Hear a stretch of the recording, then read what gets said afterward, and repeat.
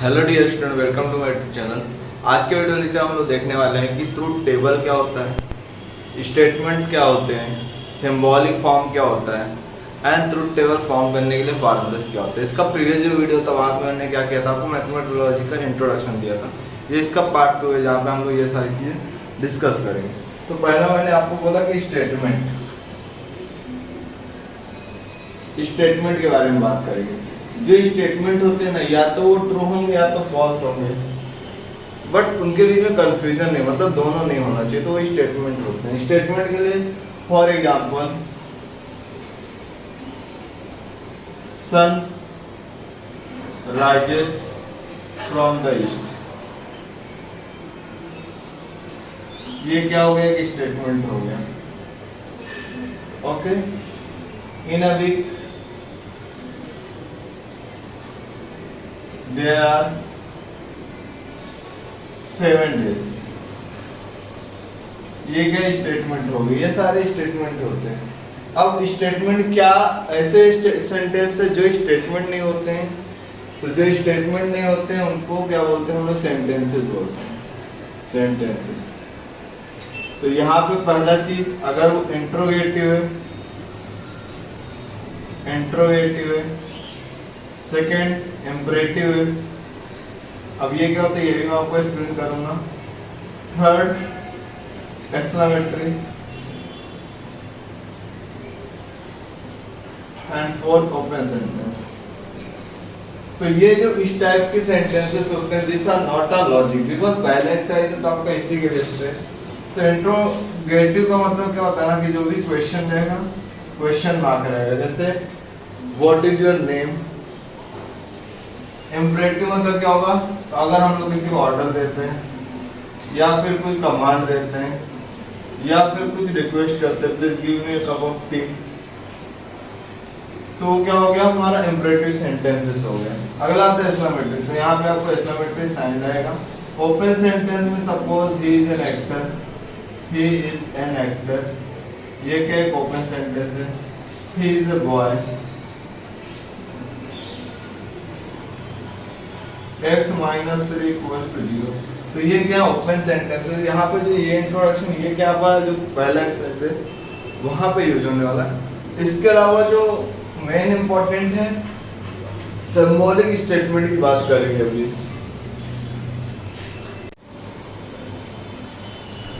Symbolic statement का मतलब क्या होता है, फॉर एग्जाम्पल थ्रू मैं आपको explain. For example mango is a fruit, mango is a fruit and potato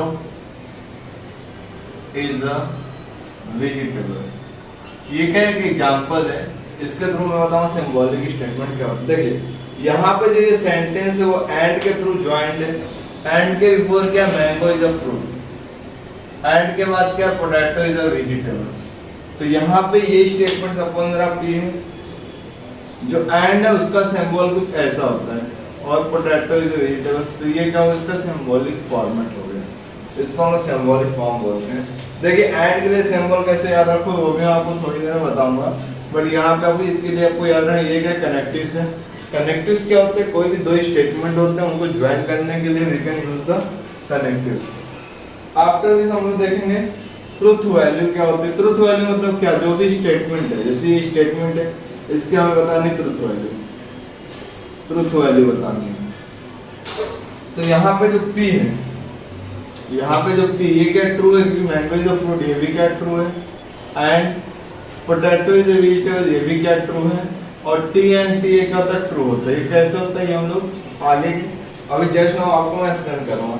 truth value के बाद बहुत ही इंपॉर्टेंट टॉपिक है, इसके बाद जो टॉपिक आता है बहुत ही इंपॉर्टेंट टॉपिक है, दैट इज द निगेशन।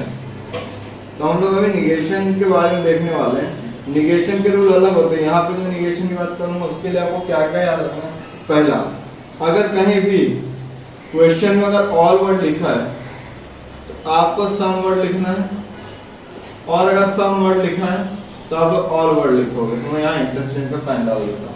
कहीं भी ऑल लिखा है तो सम लिखो, सम है तो ऑल लिखना है। सेकेंड, अगर क्वेश्चन नॉट नहीं है तो नॉट की आपको एंट्री करना है। जैसे ही इज एन एक्टर, तो he is not a actor, ऐसा तो निगेशन में आते हैं। सेकंड यहाँ पे जो आपको याद रखना है, देखिए अगर कहीं भी क्वेश्चन में ये ऐसा सिंबल है, इसको क्या बोलते हैं आपको एक्सप्लेन करूंगा। ऐसा सिंबल है, उल्टा ई है तो उल्टा ए बनाने का। यहाँ पे ई का मतलब क्या होता है, यहाँ पे जो ई का मतलब होता है इसको हम लोग बोलते हैं देयर एग्जिस्ट, देयर एग्जिस्ट बोलते हैं। एंड ए फोर क्या होता है, फॉर ऑल। तो ये चीजें आपको ध्यान में रखना है। थर्ड जो इम्पोर्टेंट चीज है, अगर कहीं भी इक्वल टू का साइन है तो वहां पे क्या आ जाएगा, नॉट इक्वल टू का साइन, और नॉट इक्वल टू का साइन है तो आपको क्या आ जाएगा, इक्वल टू का साइन। फोर्थ, अगर कहीं लेस देन का साइन है तो वो इंटरचेंज होगा ग्रेटर देन इक्वल टू, और ये साइन है तो ये साइन आ जाएगा। फिफ्थ आपको याद रखना है, अगर ऐसा सिंबल है तो इसको इस तरह करके ऐसा लाइन करने का। तो ये क्या बेसिक चीजें हैं। निगेशन अगर आपको स्टेटमेंट में दिया हुआ है तो उसके लिए आपको ये चीजें ध्यान में रखना बहुत ही इंपॉर्टेंट है। आफ्टर हम लोग बात करेंगे कनेक्टिव्स। कनेक्टिव्स, तो यहाँ पे टोटल 5 कनेक्टिव्स होते हैं। पहला कनेक्टिव्स, कनेक्टिव्स और सिंबल की बात करें। पहला कनेक्टिव्स होता है एंड।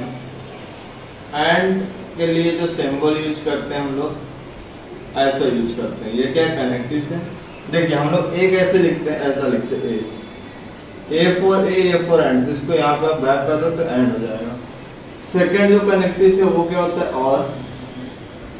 और का जो सिंबल होता है वो वी की तरह होता है। देखो आर हम लोग ऐसा कट करें तो ऐसा वी दिखेगा, तो और का सिंबल हो गया। थर्ड जो कनेक्टिव्स है उसे हम लोग बोलते हैं नॉट। नॉट के लिए आपका ये सिंबल है।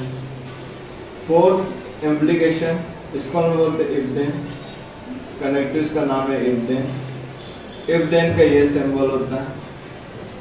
Fifth if and only if.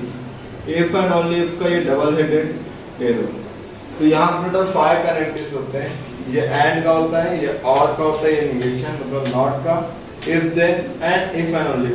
तो ये आपको 5 कनेक्टिव्स लर्न करके रखना है, बिकॉज इसके बेस पे हम लोग सम्स करने वाले हैं। आफ्टर दिस ट्रुथ टेबल के लिए जो फार्मूले होते हैं, इसी कनेक्टिव्स के बेस पे मैं आपको फार्मूले दूंगा।